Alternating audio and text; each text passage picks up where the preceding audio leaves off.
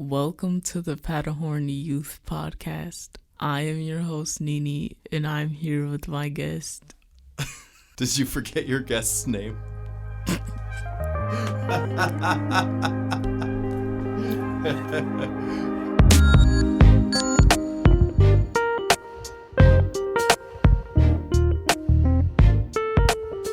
Welcome, everyone, to the Powderhorn Park Youth Podcast. I'm Bryce, the Sparks Specialist here at Powderhorn Park, and I'm joined with my guest today, Nene. Hi. Welcome to the podcast, Nene. How are you doing today? I'm pretty good. What's your low and your high for the day? Like, what's the lowest point and what was the highest point so far? The lowest point was probably staying up till 3. Staying up till 3. And that was low because it was not intentional, or just because it wasn't intentional. It's like it happens like every day. Oh, really? Yeah. Is it a sleep problem, or is it watching something? Sleep problem. Sleep problem. Okay. So how do you cope with that? Does it affect your day? Sometimes it makes me more annoyed and I get aggravated more easily. Really? Okay. Oh, interesting. Do you have any tactics to kind of help you get through that? Is there anything that eases that? Listening to music. Music. Nice. What's the playlist today? I have a lot of playlists, but most of the time I listen to my SoundCloud playlist. Okay. And what sort of music is on there? All type of music. All type. Because I listen to all genres. That's great.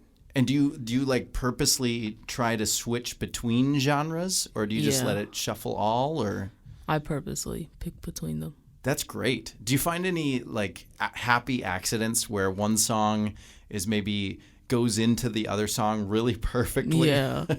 Yeah, that's half of my playlist.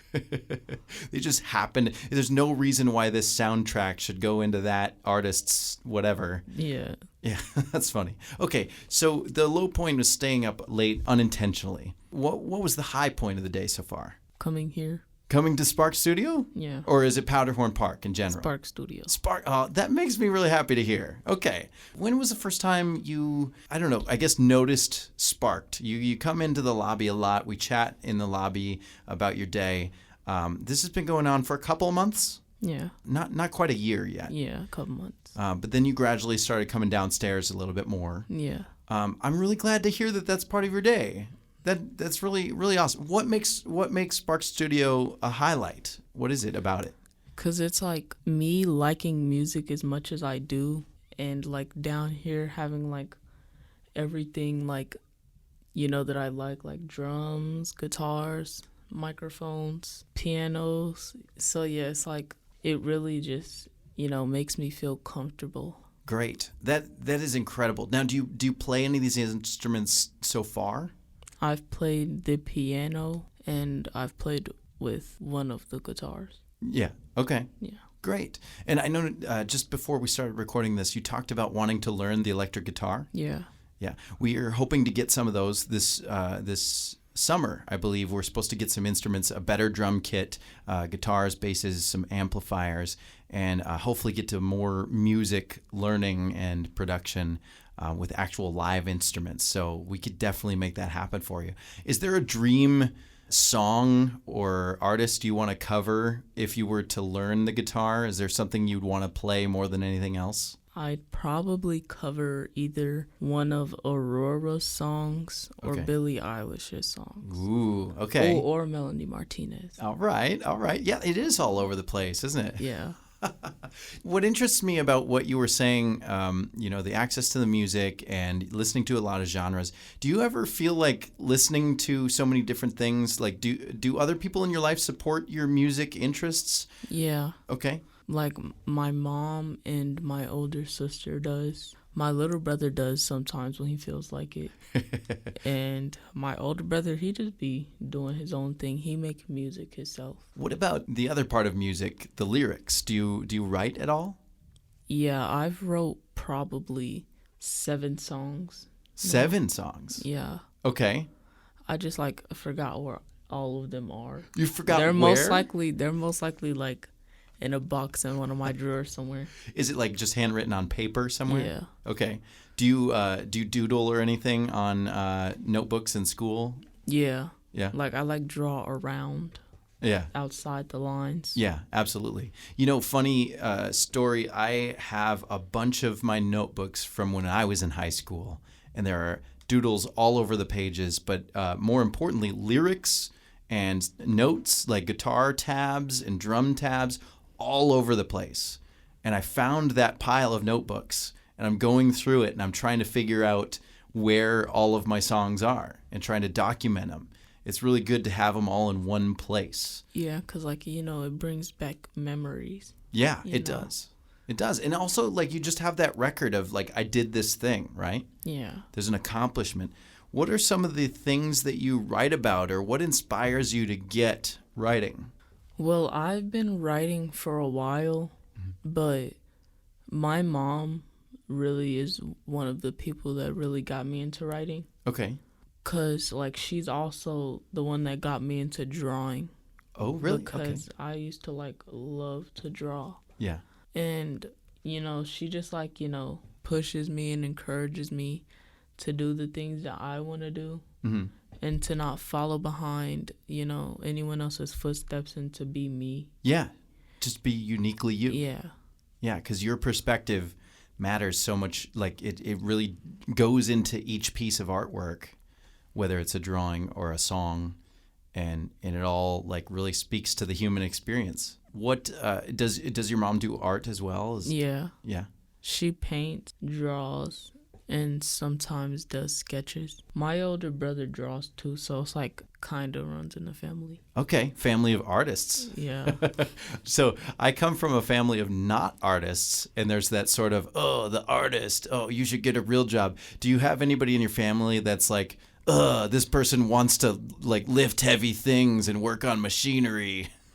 No, I probably do, and I just, like, don't know of them. But, like, all of the ones that I know about, well, it's probably, like, one or two, and that's probably, like, my cousins. Because when I used to live back in Chicago, me and my cousins, like, we never got along. Like, yeah, we would argue, fight all the time. Like, if we would go down to eat breakfast, it would always just, like, be something to argue about. Because, like, we never used to, like, see each other often. Mm-hmm. So we wouldn't, like, really talk unless we were, like, both at our grandma's house. Didn't have that, like, common ground to work Yeah. from. Yeah. When you say cousins, what's the number we're talking about? How many, like, people are? Two. Two. Okay. All right. So you didn't really get along then. Has that relationship changed at all? Do you keep in touch? No. No. I don't really keep in touch with any of my family from Chicago. Okay. In a Probably except for my grandma and grandpa. in a good way? Yeah. Oh, okay. Great. Healthy first, right? Yeah. You take care of you, right? What are you looking forward to I'm looking forward to this summer. this summer? Yeah. Yeah. A little time away from school. I could, like, really focus more on stuff that I want to do, and probably start going to work and getting money. Have you had a job before? No. This would be year one. Yeah. How old are you again? 14. 14. So year one, I know that you've applied for Teen Teamworks. Yeah. Good luck. Thank you. I hope they give you an interview or let you in. Have you applied to anything else? I've applied to 2 other jobs. Okay. I'm just waiting for them to review it. What's your 14 is pretty young to start getting into the workforce. My first job, I was 16. What's your process like? Are you just kind of looking for whatever's open, or are you trying to Yeah. direct yourself towards a goal? To whatever is open, really. Yeah. And it, like, gives me time to get out of the house. Yeah. Because, like, it gets boring just sitting in the house all the time. Sure. Yeah. Absolutely. That's why I came here today. Because it's just like, it'd be so boring up in there. I don't have nothing to do but to watch YouTube and go Yeah. to sleep. I have a pretty big question for you. We're talking about boredom. I've been really curious about what you think of boredom today. It's a lot different than when I was in school. We didn't have social media. We didn't have high-speed internet. Do you think that any of that stuff, social media, has, like, impacted? Is it harder to get bored? Is it easier to get bored? Do you think that Easier. there's easier? Yeah. I don't really be on social media. The only social media that I probably have is Instagram and Snapchat. Mm-hmm. And I only go on Facebook, like, sometimes. Okay. Does it affect you, your friends, your life in a certain way, positive or negative? Yeah. Sometimes it could be positive, but mostly it's negative. Mostly. Yeah. Okay, what about it? Because, like, there's always going to be haters Yeah. somewhere. Oh, yeah. And, like, it doesn't even matter about, like, what you post about. It's always going to be someone that makes a negative comment on it. Right.